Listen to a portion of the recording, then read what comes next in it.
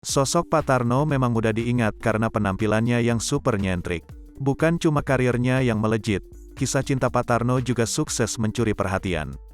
Terlebih lagi ketika banyak orang tahu istrinya adalah seorang pramugari cantik. Sampai sekarang banyak orang yang masih mempertanyakan hubungan keduanya. Bagaimana Pak Tarno bisa menjalin hubungan asmara bersama pramugari itu? Yang jelas, Pak Tarno selalu komunikasi secara intensif dengan pacarnya lewat telepon. Saking seringnya, ia sampai tidak bisa tidur di malam hari, gara-gara kelamaan berbicara di telepon. "Saya enggak bisa tidur di telepon terus," ujar Pak Tarno. Pernikahan itu pun membuahkan seorang anak perempuan. Sudah punya anak satu, anak dari saya. Dulu dia istri nikah sama saya kan pas gadis, sama saya hamil. Sudah punya anak satu, lanjut Pak Tarno kala itu.